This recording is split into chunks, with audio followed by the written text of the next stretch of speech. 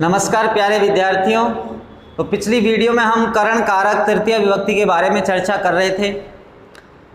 अब हम आज का हमारा जो प्रकरण है वो है संप्रदान कारक चतुर्थी विभक्ति।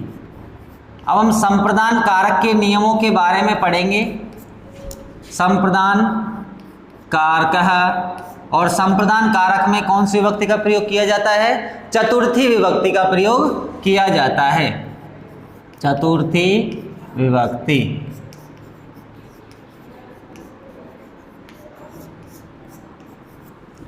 तो देखिए, सबसे पहले हमको पता लगाना है कि संप्रदान किसे कहते हैं या संप्रदान संज्ञा किसकी होती है। तो नियम नंबर 1, पहला नियम है कर्मणा यमभिप्रैति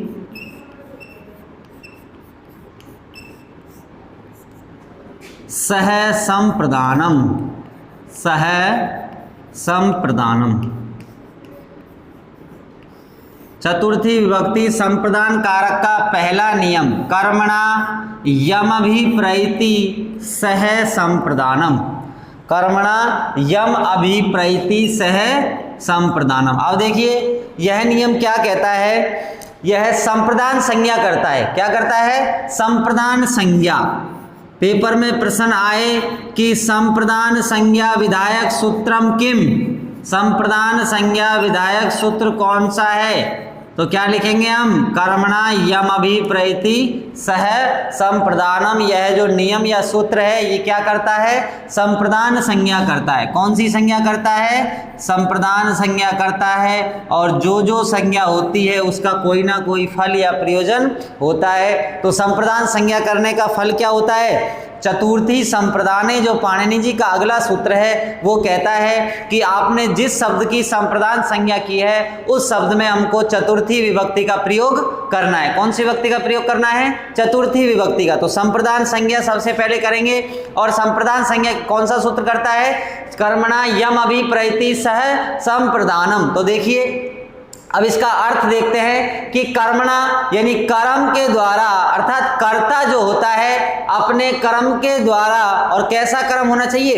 दान कर्म। दान की भावना आती है यहाँ पर। अर्थात कर्ता अपने दान कर्म के द्वारा यम यानी जिसको अभिप्रैति प्रसन्न करता है सह संप्रदानम, उस कारक की कौन सी संज्ञा होती है? संप्रदान संज्ञा होती है। अर्थात कर्ता अपने दान कर्म के द्वारा जिसको सर्वाधिक प्रसन्न करता है या जिस वस्तु को प्रसन्न करता है या जिसको प्रसन्न करता है उसकी कौन सी संज्ञा होती है? संप्रदान संज्ञा होती है। कौन सी संज्ञा होती है? संप्रदान संज्ञा होती है। कहने का तात्पर्य है कि जब किसी वाक्य में देना क्रिया का प्रयोग हो रहा है, कौन सी क्रिया का? देना क्रिया का प्रयोग हो रहा है, और वह देना क्रिया के द्वारा जिस वस्तु को या जिस प्राणी को प्रसन्न करता है उसकी संप्रदान संज्ञा होती है। ठीक है, तो देखिए इसका पहले अर्थ लिखते हैं हम। तो लिखिए इसका अर्थ कि कर्ता अपने दान कर्म के द्वारा, कर्ता अपने दान कर्म के द्वारा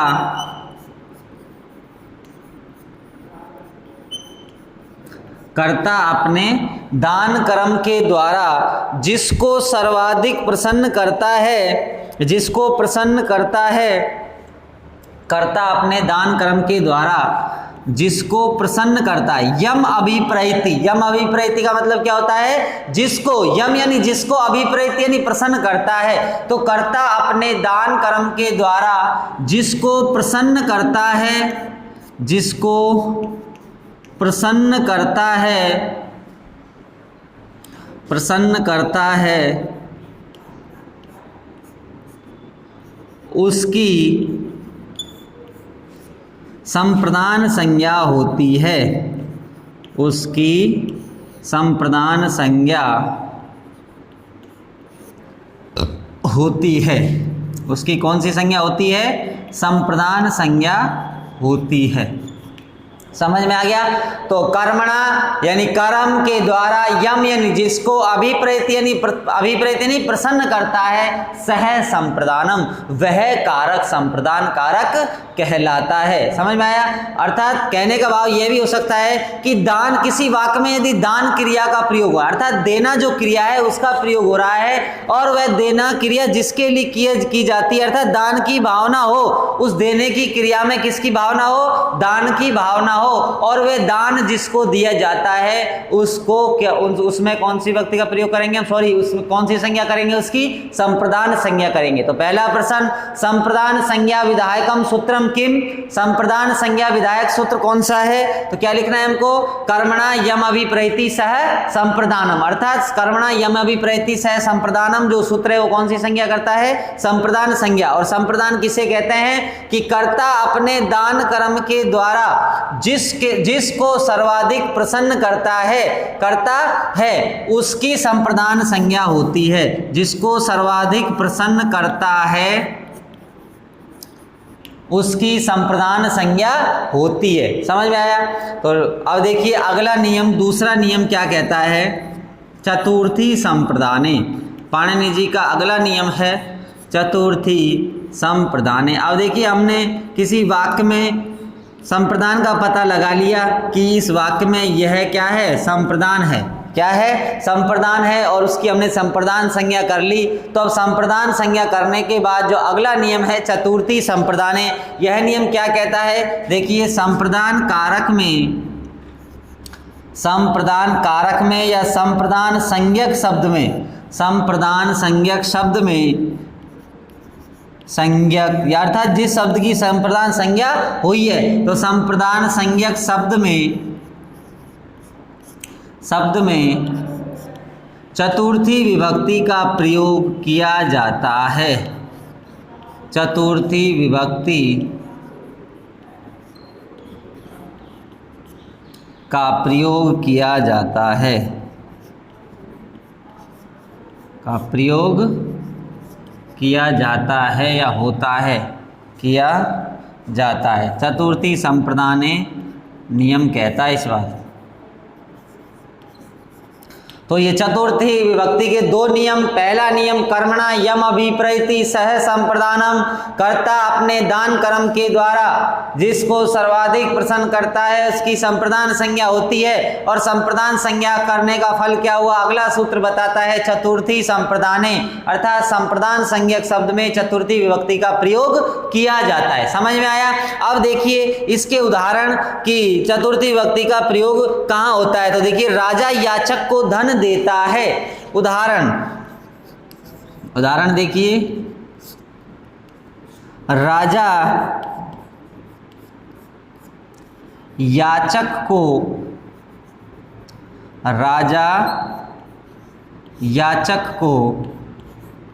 धन देता है। अब देखिए यह वाक्य है। अब इस वाक्य में हमको पता लगाना है कि इस वाक्य में कर्ता क्या है और कर्म कौन सा है, क्रिया कौन सी है तथा संप्रदान संज्ञक शब्द कौन सा है। समझ में आया। तो देखिए राजा याचक को धन देता है, तो क्रिया कौन सी है, देने की क्रिया है। कौन सी क्रिया है, देने की क्रिया।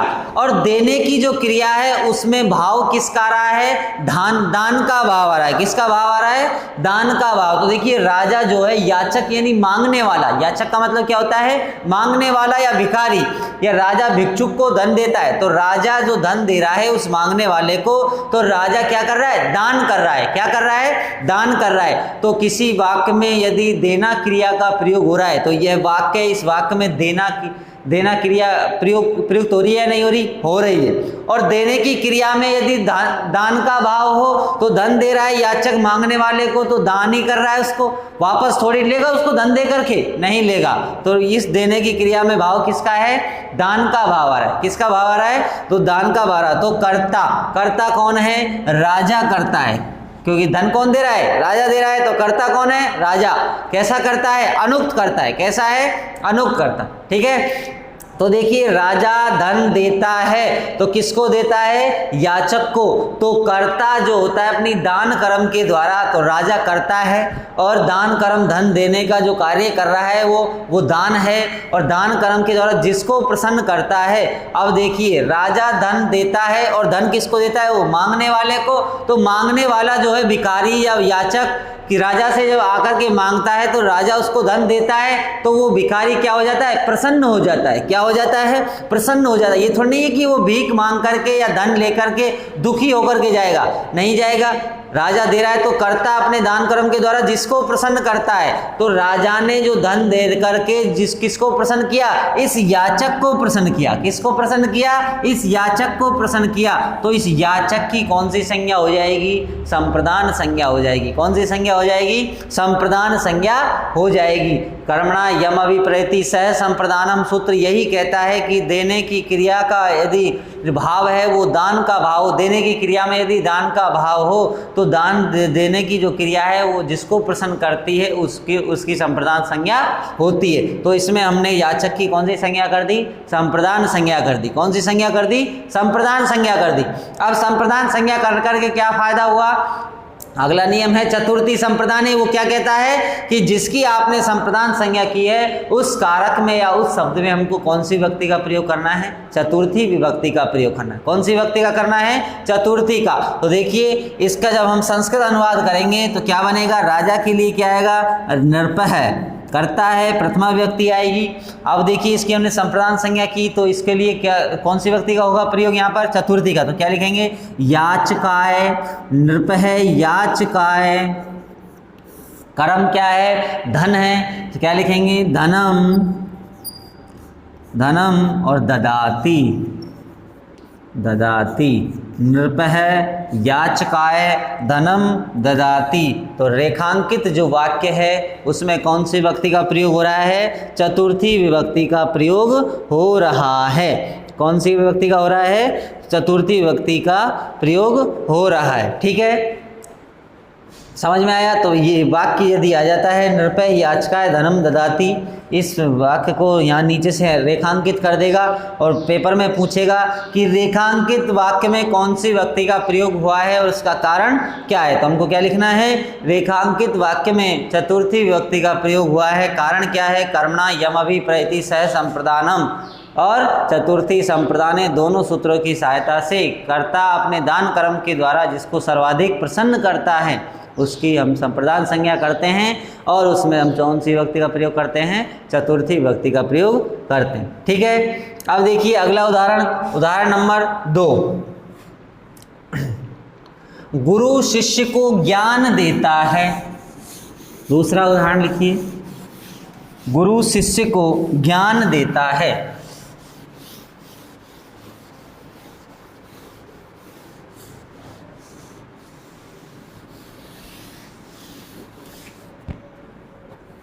दूसरा उदाहरण, गुरु शिष्य को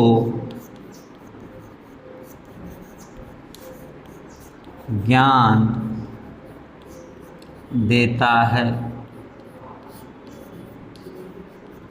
गुरु शिष्य को ज्ञान देता है। तो देखिए गुरु जो है उसका कार्य पढ़ाना है और वह शिष्य को पढ़ा रहा है, पढ़ा करके क्या दे रहा है? ज्ञान दे रहा है। तो वो जो ज्ञान का क्या कर रहा है? गुरु दान कर रहा है। क्या कर रहा है? दान कर रहा है। गुरु के पास जो ज्ञान है उसको वो शिष्य को दान दे रहा है। ठीक है ना?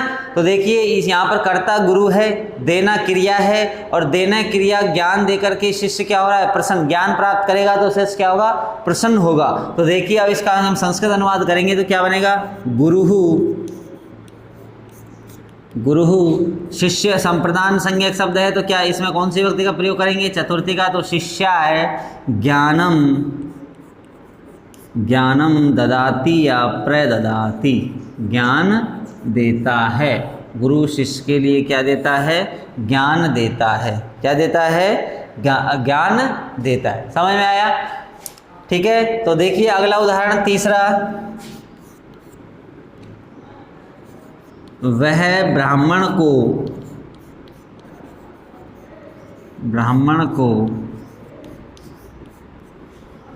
गाय देता है, वह ब्राह्मण को गाय देता है,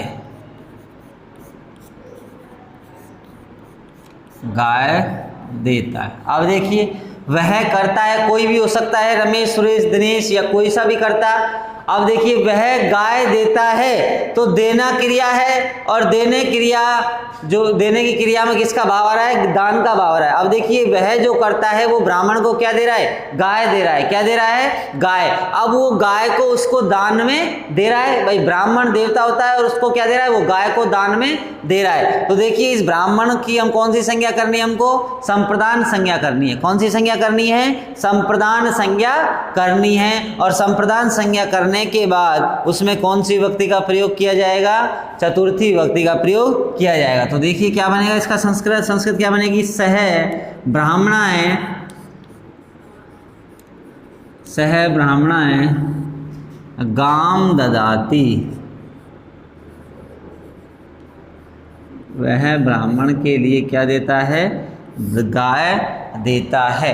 तो शह ब्राह्मणाय गाम ददाति, वह ब्राह्मण को क्या देता है, गाय देता है। समझ में आया। तो यहाँ पर जो चतुर्थी विभक्ति का प्रयोग हुआ है किसमें हुआ है, ब्राह्मण में हुआ है। किस में हुआ है, ब्राह्मण में हुआ है। अब देखिए अगला उदाहरण, सीता गीता को वस्त्र देती है।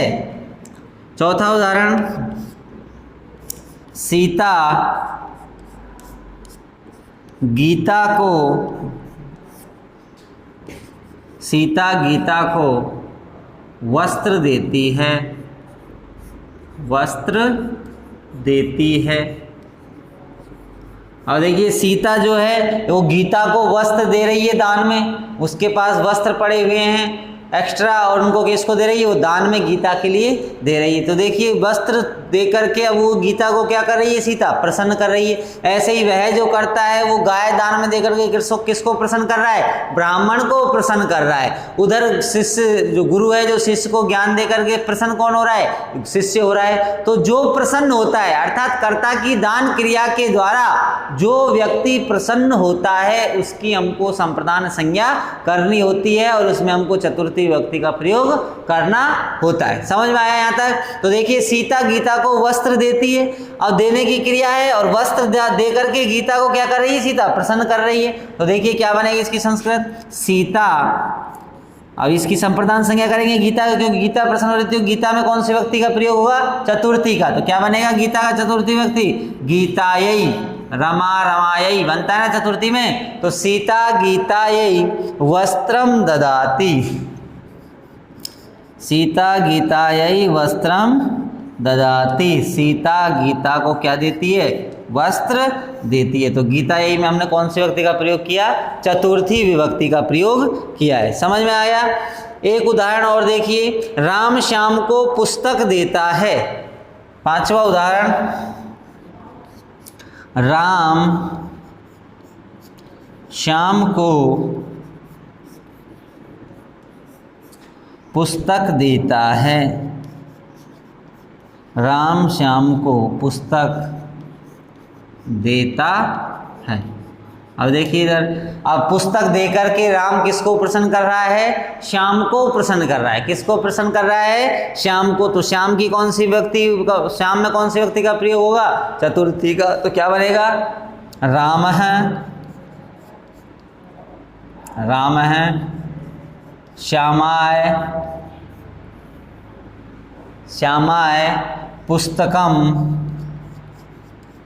राम है श्यामाय पुस्तकम ददाति, राम श्याम को पुस्तक देता है। चतुर्थी विभक्ति का प्रयोग कहाँ पर हुआ है, श्यामाय में हुआ है। कहाँ पर हुआ है, श्यामाय में हुआ है। ठीक है। तो देखिए ये हमारा चतुर्थी विभक्ति जो संप्रदान कारक है उसका नियम हुआ, कर्मणा यम अभिप्रैति सह संप्रदानम। इसके उदाहरण मैंने आपको लिखा है 5-6। गुरु शिष्य को ज्ञान देता है, वह ब्राह्मण को गाय देता है, राम श्याम को पुस्तक देता है, सीता गीता को वस्त्र देती है, गुरु शिष्य को ज्ञान देता है। समझ में आया।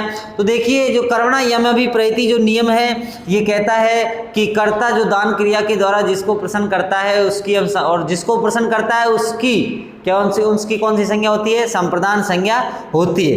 लेकिन जो पाणिनि जी जो अष्टाध्यायी ग्रंथ लिखते हैं उस ग्रंथ में वो कहते हैं कि यदि जो देने की जो क्रिया है और देने की क्रिया में प्रसन्नता या अप्रसन्नता का भाव हो, यदि अगर देने की क्रिया में प्रसन्नता या अप्रसन्नता का भाव हो तो वहाँ पर प्रसन्नता का भाव होता है। यदि जो देने की क्रिया से, दान देने की क्रिया से जो व्यक्ति प्रसन्न होता है, अब देखिए इसको सीता गीता को वस्त्र देती है तो वस्त्र दे करके अब सीता गीता के पास ही रहेंगे वस्त्र, तो वो दान में दिए तो गीता प्रसन्न हो गई, तो हम चतुर्थी विभक्ति का प्रयोग करेंगे। लेकिन यदि हम किसी को दान देने की क्रिया का प्रयोग हो रहा है और देने की क्रिया से यदि कोई व्यक्ति प्रसन्न नहीं होता है, अर्थात अप्रसन्न रहता है, तो वहाँ पर हम चतुर्थी विभक्ति का प्रयोग न करके कौन सी विभक्ति का प्रयोग करते हैं? षष्ठी विभक्ति का प्रयोग करते हैं। अब देखिए, रमेश धोबी को वस्त्र देता है, एक उदाहरण है, लिख देता हूं मैं इसको, रमेश धोबी को वस्त्र देता है।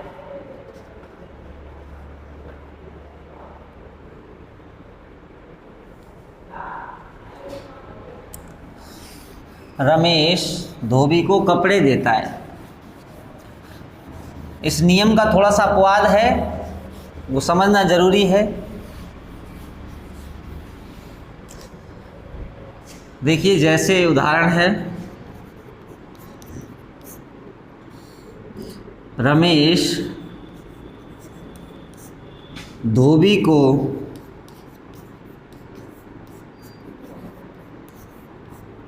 कपड़े या वस्त्र देता है। रमेश धोबी को कपड़े या वस्त्र देता है। और हमने जो नियम हमने पढ़ा था, कर्मणा यम अभिप्रैति सह संप्रदानम, इस नियम से थोड़ा सा हटके ये उदाहरण है। ये तो कहता है कि कर्ता दान कर्म के द्वारा जिस वस्तु को प्रसन्न करता है या जिसको प्रसन्न करता है उसकी संप्रदान संज्ञा करते हैं। अब देखिए, वह ब्राह्मण को गाय देता है तो ब्राह्मण को गाय मिली और वो दान में मिली, तो उस ब्राह्मण उस गाय को लेकर के अब उसका दूध पिएगा, उसको रखेगा और मौज करेगा। अब दूसरी बात है कि जैसे राजा भिक्षुक के लिए, याचक के लिए धन देता है, तो याचक राजा के दरबार में आया, उसने मांगा और राजा ने उसको धन दे दिया, तो याचक धन को लेकर के चला गया, उसने अपना काम चलाया। ठीक है। अब देखिए इस वाक्य में है कि रमेश धोबी को कपड़े देता है। अब देखिए जो रमेश जो धोबी को कपड़े दे रहा है, तो ये दान की भावना इस वाक्य में नहीं है। देना तो क्रिया है, समझ में आ रहा है, और देने की क्रिया में जो प्रसन्न होता है। अब देखिए धोबी को जो कपड़े दे रहा है, तो रमेश यहाँ पर धोबी को कपड़े वो दान में नहीं दे रहा है। क्यों दे रहा है? उन कपड़ों को धुलवाने के लिए दे रहा है। जैसे ही धोबी कपड़ों को धोएगा, रमेश उन कपड़ों को क्या कर लेगा? वापस ले लेगा। समझ में आया ना? तो यहाँ पर जो भाव है इस वाक्य में देने का भाव नहीं है। वो दान में नहीं दे रहा है कपड़ों को, किस लिए दे रहा है? धोने के लिए दे रहा है। किस लिए दे रहा है? धोने के लिए। तो यहाँ पर हम चतुर्थी विभक्ति का प्रयोग नहीं कर सकते, तो ऐसी स्थिति में हमको षष्ठी विभक्ति का प्रयोग करना है। पाणिनि जी की अष्टाध्यायी है, उस नियम के अनुसार ये कहते हैं। तो इसका जब हम संस्कृत बनाएंगे तो क्या बनेगी? रमेशः, धोबी के लिए क्या आता है? रजक, और रजक का षष्ठी विभक्ति का क्या बनेगा? रजकस्य वस्त्रम ददाति। रमेशः रजकस्य वस्त्रम ददाति। रमेश धोबी को क्या देता है? वस्त्र देता है। ये पतंजलि कहते हैं अपने ग्रंथ अष्टाध्यायी में कि जब देने की क्रिया में, पाणिनि जी कहते हैं अपने अष्टाध्यायी ग्रंथ में कि देने की क्रिया में दान की भावना हो, दान की भावना से जो व्यक्ति को प्रसन्न किया जाता है उसकी संप्रदान संज्ञा करते हैं। लेकिन देने की क्रिया में दान की भावना नहीं हो। अब इस क्रिया में तो दान की भावना थोड़ी है कि रमेश धोबी को जो कपड़े दे रहा है वो दान में थोड़ी दे रहा है। दान का मतलब दान जो दिया जाता है वो वापस नहीं लिया जाता। दान जो दिया जाता है वो वापस नहीं लिया जाता। तो ये रमेश तो धोबी को कपड़े दे रहा है, वो उनको धुलवा करके वापस ले लेगा। तो इस स्थिति में हम चतुर्थी विभक्ति का प्रयोग नहीं करके कौन सी विभक्ति का प्रयोग करेंगे? षष्ठी विभक्ति का प्रयोग। कौन सी विभक्ति का करेंगे प्रयोग? षष्ठी विभक्ति का। अब देखिए एक उदाहरण और देखिए, गुरु शिष्य को थप्पड़ मारता है या थप्पड़ देता है। थप्पड़ देता है। अब देखिए ये उदाहरण है कि गुरु शिष्य को थप्पड़ देता है। अब देने की क्रिया है और करता कौन है? गुरु। और दे क्या रहा है? थप्पड़। किसको दे रहा है? शिष्य को। अब देखिए गुरु जो थप्पड़ दे रहा है तो यहाँ पर दान की भावना आ रही क्या? यहाँ पर दान की भावना आ रही है क्या? नहीं आ रही। अब देखिए गुरु शिष्य को थप्पड़ देता है। अब देखिए इस वाक्य में तो वह कपड़े देता है, धोबी को तो वापस लेगा। तो यहाँ पर जो गुरु शिष्य को जो थप्पड़ देता है वो थप्पड़ को दे करके वापस लेगा क्या? नहीं लेगा। ये थोड़ी नहीं कि गुरु ने शिष्य को थप्पड़ मारा तो शिष्य अप्रसन्न हुआ और उसने वापस गुरु के थप्पड़ मार दिया, नहीं। तो इस वाक्य में भी देने की जो क्रिया हो रही है वहां पर शिष्य को शिष्य के मार रहा है तो गुरु का अधिकार होता है कि वो शिष्य के थप्पड़ मार सकता है, ठीक है ना। तो इस वाक्य में जो है वो महाभाष्यकार पतंजलि वो वही कहते हैं कि यहाँ पर चाहे देने की भावना हो तो वहां पर हम वो थप्पड़ दान कोई प्रसन्न हो या अप्रसन्न हो, अर्थात प्रसन्न जिसको किया जाए, कर्मणा यम अभिप्रैति सह संप्रदानम से यही कहता है कि दान क्रिया के द्वारा जिसको प्रसन्न किया जाए उसमें चतुर्थी विभक्ति का प्रयोग होता है। लेकिन महाभाष्यकार पतंजलि अपने ग्रंथ महाभाष्य में कहते हैं कि प्रसन्न हो चाहे अप्रसन्न हो वहां पर विभक्ति का कौन सा का प्रयोग होगा? चतुर्थी का विभक्ति का प्रयोग होगा। तो इसका क्या बनेगा? गुरु शिष्याय, गुरु शिष्याय। अब देखिए इसमें वापस लेने की भावना भी नहीं है और शिष्य प्रसन्न भी नहीं हो रहा है, तो यहाँ पर पतंजलि का मत क्या माना जाएगा? प्रमाणिक माना जाएगा। तो क्या बनेगा? गुरु शिष्याय। अब थप्पड़ को संस्कृत में क्या बोलते हैं? चपेटा। तो क्या बनेगा? चपेटकाम, चपेटकाम ददाति। गुरु शिष्य को क्या देता है? चपेटकाम, चपेटकाम ददाति। गुरु शिष्य को क्या देता है? थप्पड़ देता है। तो चपेटाम, सॉरी चपेटकाम नहीं बनेगा, क्या बनेगा? चपेटाम। गुरु शिष्याय चपेटाम ददाति। तो यहाँ पर शिष्याय में कौन सी विभक्ति का प्रयोग हुआ है? चतुर्थी विभक्ति के। तो ये इस नियम का खंडन करते हैं पतंजलि अपने ग्रंथ महाभाष्य में। और जो पेपर में यदि ये प्रश्न आ जाता है कि गुरु शिष्य को थप्पड़ देता है, इस वाक्य में पूछता है, तो वहाँ पर आपको चतुर्थी विभक्ति का प्रयोग किया जाना चाहिए, क्योंकि यथोत्तरम मुनिनाम प्रमाणम, जो बाद वाला जो ऋषि मुनि होते हैं उनका जो प्रमाण है वो क्या माना जाता है? प्रमाणिक माना जाता है। तो अष्टाध्यायी पर जो महाभाष्य लिखा पतंजलि ने वो बाद में लिखा, इसलिए हम इसको प्रमाणिक मानेंगे और इसमें भी कौन सी विभक्ति का प्रयोग करेंगे? हम चतुर्थी विभक्ति का प्रयोग करेंगे, ठीक है। समझ में आया? अब देखिए चतुर्थी विभक्ति का प्रयोग और कहाँ पर किया जाता है? तो नियम नंबर 3 लिखिए। अगला नियम है रुच्यार्थानाम प्रियमाणः। अगला नियम रुच्यार्थानाम प्रियमाणः।